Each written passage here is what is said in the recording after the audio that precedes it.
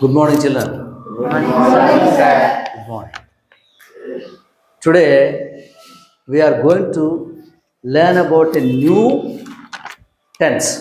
So far, we have learnt simple present tense, present continuous tense, and the present perfect tense. How many tenses have we learned today? So far, Simple present tense. three tenses. Present. What are they? Simple present tense. Present continuous tense. Present. We learnt positive affirmative sentences, negative affirmative sentences, Interrogative. positive interrogative sentences, and negative interrogative sentences also. Today we are getting into the next tense, which is present perfect continuous tense. What is the tense? Present perfect continuous tense. Let us get back to the present continuous tense. Before trying to learn about the present perfect continuous tense, let us learn about the present continuous tense. When and how to use present continuous tense. Can you tell me please? Where do we use present continuous tense? Come on, teacher. If the action is going on at the time of our speaking, we should use this tense.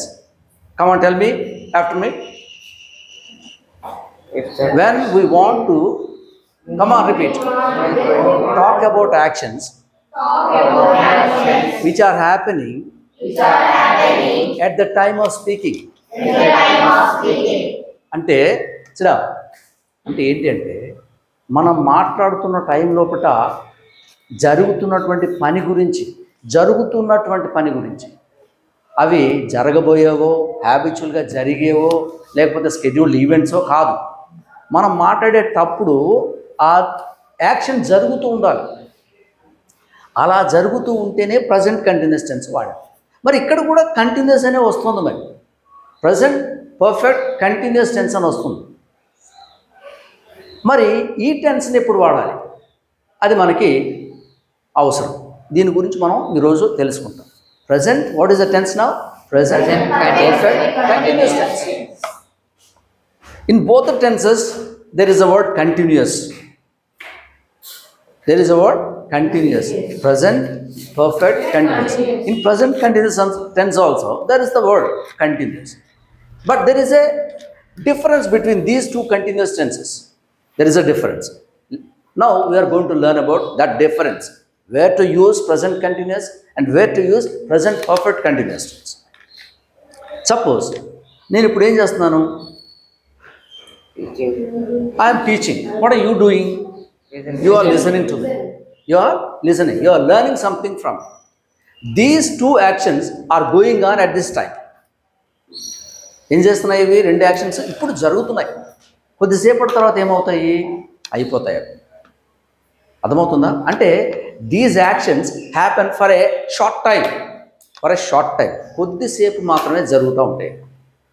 కానీ present perfect continuous టెన్స్కి వస్తే ఈ present perfect continuous tense చాలా కాలంగా జరుగుతూ ఉండేటువంటి పనుల గురించి మాట్లాడతాం. చెప్పండి, ఎప్పుడు మాట్లాడతాం వీటిని? చాలా కాలంగా జరుగుతూ ఉన్నటువంటి పనుల గురించి మాట్లాడతాం. పర్ఫెక్ట్ కంటిన్యూస్ టెన్స్ ఎప్పుడో స్టార్ట్ అవుతాయి, చాలా కాలంగా జరుగుతూ ఉంటాయి. ఇక్కడ రెండు వర్డ్స్ని ఈ డ్యూరేషన్ని చెప్పడానికి రెండు వర్డ్స్ వాడుతూ ఉంటాం. వాటి గురించి ఇప్పుడు తెలుసుకుందాం. First, let us try to learn about the structure of the sentence in present perfect continuous tense. In present perfect tense, we use two auxiliaries. What are those two auxiliaries? Have and has. ఈ have అనేది ఏ group of సబ్జెక్ట్స్కి వాడాము చెప్పండి. First, I, we, Sricharan చెప్పు నువ్వు. First group I, we, you, they. Plural nouns. ఏంటి? Plural nouns. అవి ఇక్కడ రాద్దాం. Nouns plural.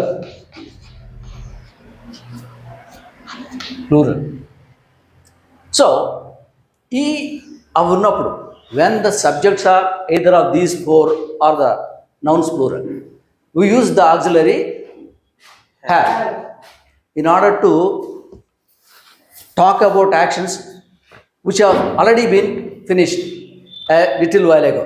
కొంతకాలం ముందే జరిగినటువంటి వాటిని గురించి మాట్లాడేటప్పుడు ఈ రెండు ఆక్సిలరీస్లో వేటిని తీసుకుంటాం. After these two auxiliaries we use the third form of the verb which is past participle form. What is that form? When it comes to the second group of subjects, we use the second auxiliary which is has. Have you got the point here? First group అయితే ఏం వాడాము? Second group అయితే ఏం వాడాము? has. Present perfect tense. ఇప్పుడు మరి present perfect continuous tense వచ్చింది. ఏంటి? Present perfect continuous tense వచ్చింది. మనం కంటిన్యూస్ అనగానే గుర్తుపెట్టుకోవాల్సింది ఏంటంటే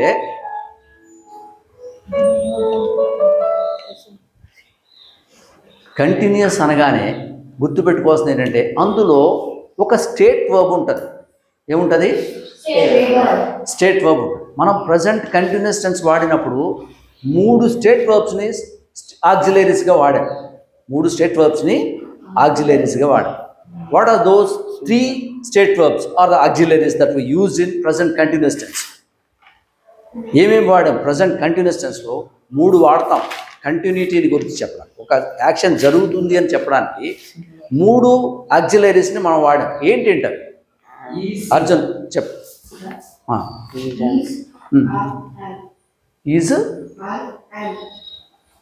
ఈజ్ ఆర్ యామ్ అలా విడివిడిగా చెప్పాలి. ఈజ్ ఆర్ యామ్ అంటే ఈజ్ లేకపోతే యామ్ వాడేమో అవుతుంది.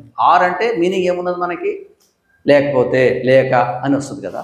కాబట్టి your answer must be very clear.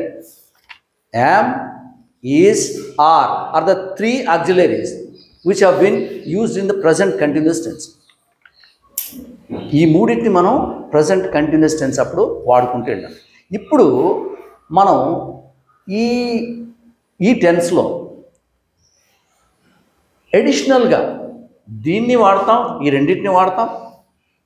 వర్బ్ని continuous ఫామ్లో వాడతాం, అంటే పార్టిసిపల్ ఫామ్, ప్రజెంట్ పార్టిసిపల్ ఫామ్లో.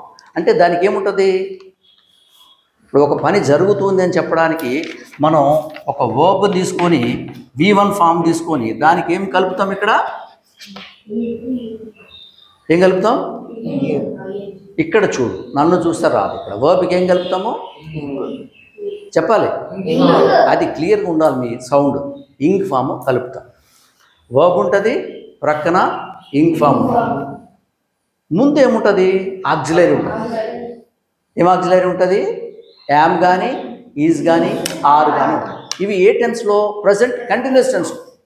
మరి ఇక్కడ కూడా కంటిన్యూస్ వస్తుంది, కానీ పర్ఫెక్ట్ అనేది ముందు ఉంది. ఏమున్నది? Perfect, present perfect continuous. మునుపు జరిగినటువంటి కంటిన్యూస్ టెన్స్లో ఒకటి ఏంటి? 2 ఉన్నాయి వర్డ్స్, ప్రజెంట్, కంటిన్యూస్. ఇక్కడ అడిషనల్గా ఏం జాయిన్ అయింది? పర్ఫెక్ట్ అనే వర్డ్ జాయిన్ అయింది. ప్రజెంట్ పర్ఫెక్ట్ కంటిన్యూస్ టెన్స్ అనేది జాయిన్. ఇప్పుడు ఈ రెండింటికి డిఫరెన్స్ చూద్దాం. ఈ రెండిట్లో ఉన్న స్ట్రక్చర్స్ డిఫరెన్స్ ఎట్లా ఉన్నాయో చూద్దాం.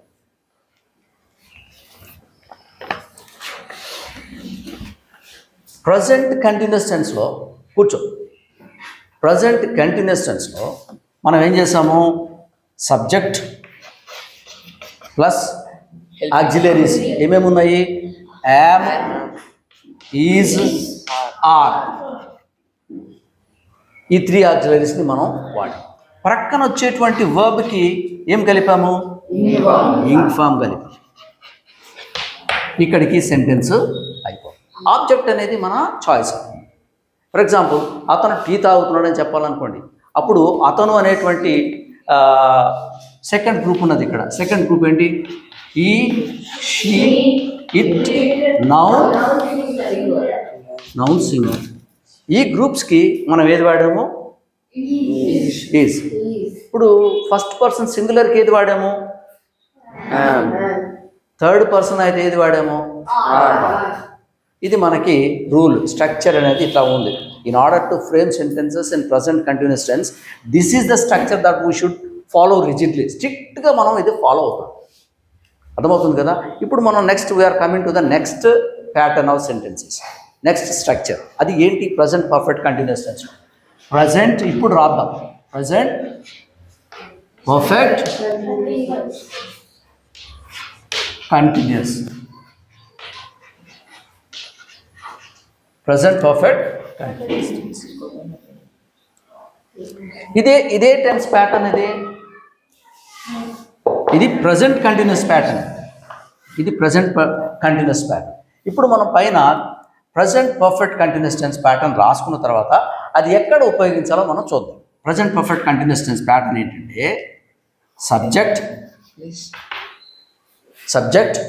Plus have has. వీటిని ఎక్కడ వాడాలో మీకు తెలుసు. హ్యావ్ని ఎక్కడ వాడాలి, ఏ సబ్జెక్ట్స్ ఉంటే వాడాలి, హ్యాజ్ ఏ సబ్జెక్ట్స్ ఉంటే వాడాలో మీకు తెలుసు. ఇప్పుడు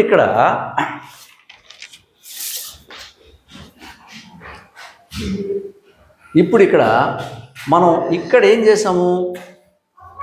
యామ్, ఈజ్, ఆరు రాసాం కదా. యామ్, ఈజ్, ఆరు రాసాం. కానీ ఇక్కడ ఇప్పుడు వీటి ప్రక్కన స్టేట్ వర్బ్స్ అంటే ఒక ఆక్సిలరీ అనేది సెపరేట్గా ఇక్కడ మనకు అవసరం. ఇక్కడ ఎలాగ అవసరమైందో, ప్రజెంట్ కంటిన్యూస్ టెన్స్లో ఎలాగ అవసరమైందో, ఇక్కడ కూడా మనకి ఒక స్టేట్ వర్బ్ అక్కడ అవసరం అవుతుంది.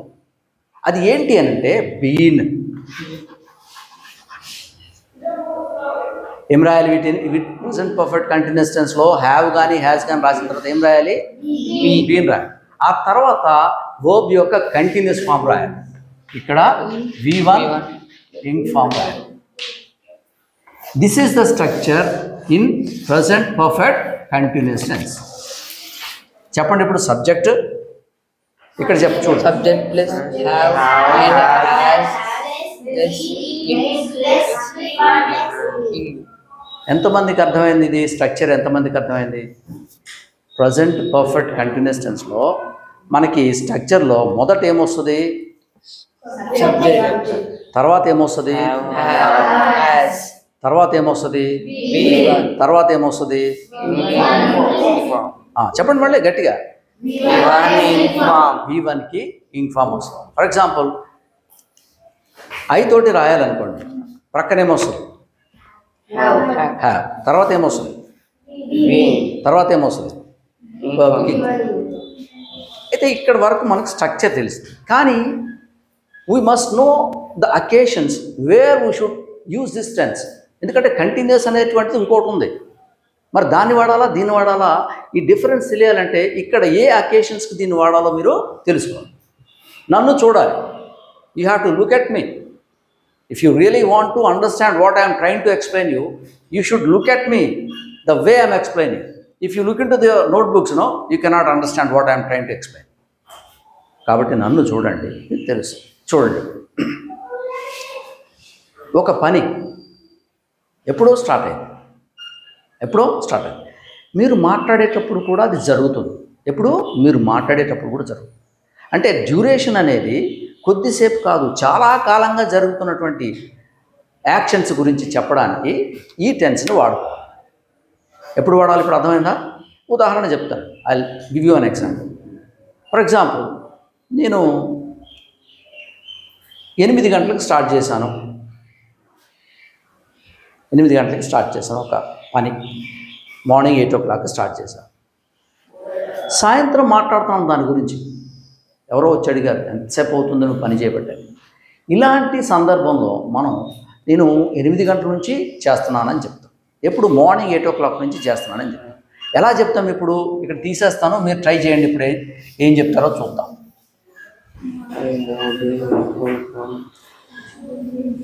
ఇక్కడ ఉన్న గ్రూప్స్ మీరు బాగా గమనించండి. ఆ 2 గ్రూప్స్ని మీరు గమనించితే మీరు సెంటెన్స్ ఈజీగా చెప్పచ్చు. ఎలా చూడండి. ఐ ప్రక్కన ఏమొస్తుంది? హ్యావ్. సహదేవ్ నువ్వు చెప్పు. I have been doing this work from వాడరు. 8 to 9. ఆగండి, మీరు సొంతంగా ఆలోచించకండి, నేను చెప్పేదాకా వెయిట్ చేయండి. ఇక్కడ ఫ్రమ్ ఉండదు. ఇక్కడ ఏం వాడతామంటే సిన్స్ వాడతాం. ఏం వాడతాము? Since 8 o'clock Sir. in the morning.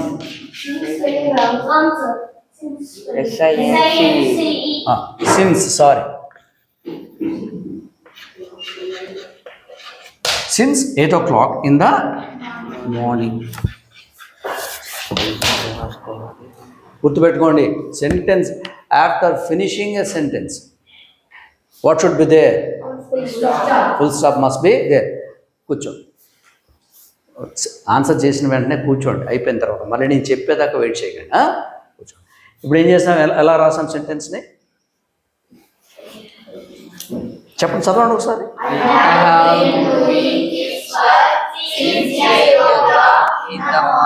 ఎప్పటి నుంచి చేస్తున్నాను?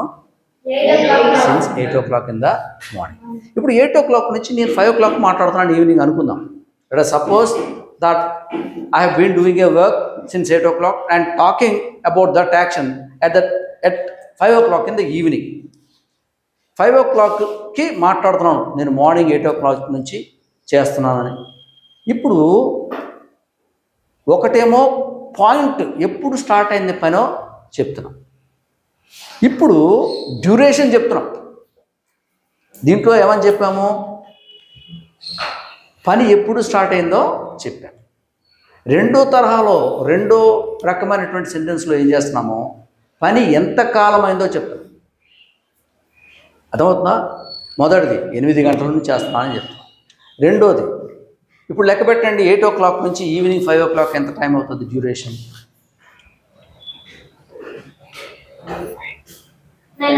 మణికంఠ, నువ్వు చూడాలి ఇక్కడ. You must look at me. You seem to be so tired of doing something in the morning ఏదో బాగా పనిచేసి టైర్డ్ అయిపోయినట్టున్నావు. కొద్దిగా ఇక్కడ కాన్సన్ట్రేట్ చేయి. 9 hours. ఎప్పుడు స్టార్ట్ అయిందో చెప్పినప్పుడు ఏం చేసాం? ఇక్కడ సిన్స్ 8 o'clock అని రాసాం. సిన్స్ 8 అంటే మనం ఒక గుర్తుపెట్టుకోండి, ఒక పని ఎప్పుడు స్టార్ట్ అయిందో చెప్తే ఏది వాడాలి? ఇప్పుడు ఎంత టైం అయిందో, డ్యూరేషన్ ఎంత అయిందో చెప్తేనే ఏది వాడాలంటే ఫర్ వాడాలి. ఏం వాడాలి? ఇప్పుడు అదే సెంటెన్స్ని వేరేగా రాద్దాం. ఇక్కడ చూడండి, ఇది తీసేస్తున్నాను నేను. ఈ సెంటెన్స్ని వేరేగా ఎట్లా రాస్తామో చూద్దాం. ఇక్కడ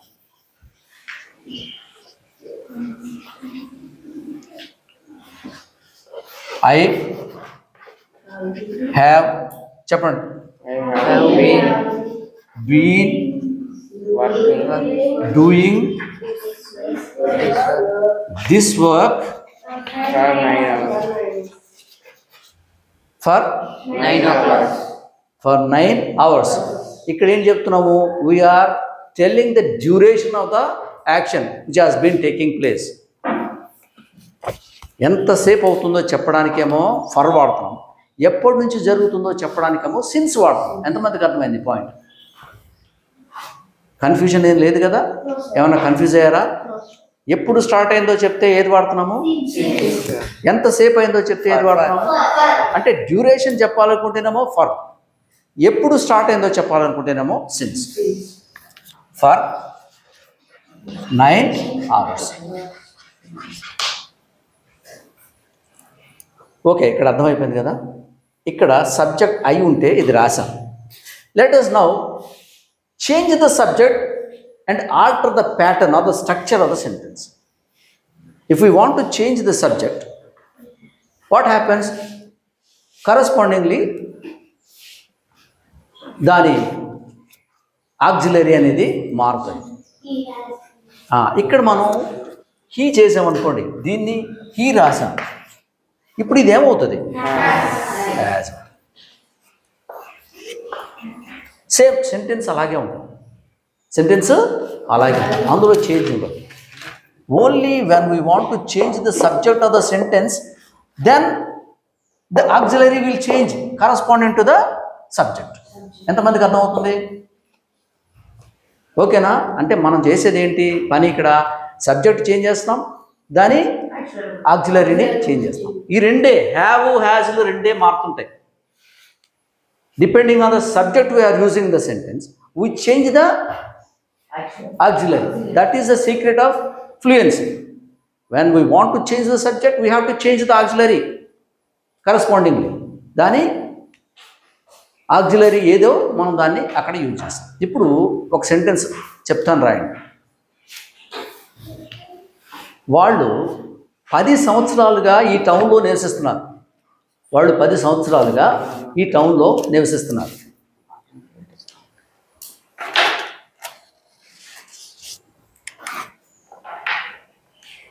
వాళ్ళు 10 సంవత్సరాలుగా ఈ టౌన్లో నివసిస్తున్నారు.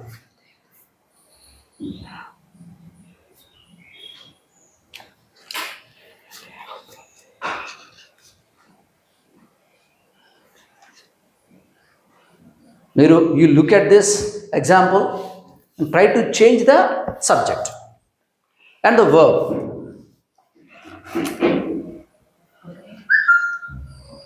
What is the subject here? They గట్టి చెప్పాలి. They. What is its corresponding auxiliary? The remaining sentence will be same but the verb changes here. What is the verb here? Living. Instead of doing, we are changing the verb. They have been living in this town for 10 years. గట్టి చెప్పాలి. For 10 years. ఇంకొక sentence.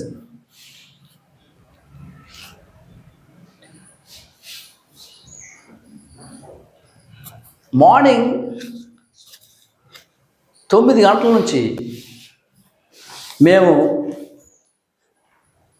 ఈ పరీక్ష రాస్తున్నాము అని చెప్పాలి. 12 o'clockకి మాట్లాడుతున్నారు. Suppose 12 o'clockకి మీరు ఒక సెంటెన్స్ మాట్లాడుతున్నారు. మేము మార్నింగ్ 9 o'clock నుంచి ఈ పని చేస్తున్నాం, ఈ పరీక్ష రాస్తున్నాం ఏమని చెప్తారు?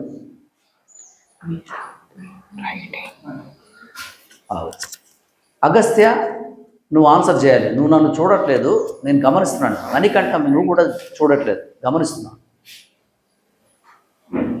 You must be alert.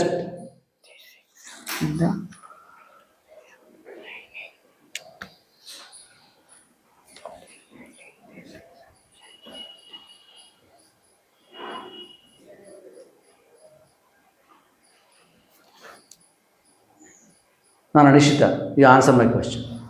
We have been writing this exam since 9 o'clock in the morning. ఒకవేళ నువ్వు 12 o'clockకి మాట్లాడుతున్నావు, ఇదే సెంటెన్స్ని నువ్వు చేంజ్ చేసి ఫర్ వాడాలనుకున్నావు, అప్పుడు ఎలా చేంజ్ చేస్తావు? 12 o'clockకి మాట్లాడుతున్నావు, దీన్ని ఫర్ తోటి మాట్లాడాలనుకున్నావు, ఎలా చేంజ్ చేస్తావు సెంటెన్స్ని? We have been writing this exam for 2 hours. 9 o'clock for 2 hours. 9 o'clockకి స్టార్ట్ చేసావు, 12 o'clockకి మాట్లాడుతావు, 2 hours ఎలాగవుతుంది? 3 hours. So these are some simple things that we have to concentrate on. కూర్చో, నువ్వు చెప్తా. అతను 2 గంటలుగా మ్యూజిక్ వింటున్నాడు. 2 గంటలు డ్యూరేషన్ చెప్తున్నాడు నేను. టైము 2 గంటలు కాదు, ఎప్పుడు స్టార్ట్ అయింది చెప్పట్లేదు. 2 గంటలు డ్యూరేషన్ చెప్తున్నాడు నేను. He has been listening that song for 2 hours. Music, listening to music for 2 hours. Okay, ఇప్పుడు మీకు sentence structure and the way of using అర్థమైనట్టేనా? సెంటెన్స్ స్ట్రక్చర్ అర్థమైంది, సెంటెన్స్ ఎలా వాడాలో అర్థమైంది. ఇందులో జనరల్గా వచ్చే 2 words ఏంటంటే అవి సిన్స్ ఫర్. ఆక్సిలరీస్ ఏమేమి వాడతాం? ప్రక్కన వచ్చేటువంటి స్టేట్ వర్బ్ ఏం వాడతాం? బీన్ అనేది చేస్తూ ఉన్నాం. సింపుల్ ప్రజెంట్ కంటిన్యూస్ టెన్స్లో అతను కాఫీ తాగుతూ ఉన్నాడని చెప్పినప్పుడు హీ డ్రింకింగ్ 2 వర్బ్స్ మనకి జనరల్గా తెలుగులో అయితే అతను త్రాగుతున్నాడు చెప్తాం. కానీ ఇంగ్లీష్లో ఈ త్రాగుతున్నాడు అనేటువంటి దాన్ని స్ప్లిట్ చేసి దాన్ని విడగొట్టి త్రాగుతూ ఉన్నాడు అనే దాన్ని ప్రక్కన చెప్తాం. హీ ఈజ్ ఏం చేస్తున్నాడు? డ్రింకింగ్. ఇక్కడ కూడా ఏం చేసాం, దాన్ని ఈ టెన్స్ లోపల విడగొట్టినప్పుడు ఈజ్ బదులు ఏమొచ్చింది అక్కడ, బీన్. అక్కడ ఈజ్ వచ్చింది, ఇక్కడ బీన్ వచ్చింది. He has been writing this exam for 3 hours. ఇలాంటి సెంటెన్సెస్ని మనం ఫ్రేమ్ చేస్తాం. రేపు మనం ఇంకొంత ఎక్కువ దీని గురించి తెలుసుకుందాం. Let us close this class today.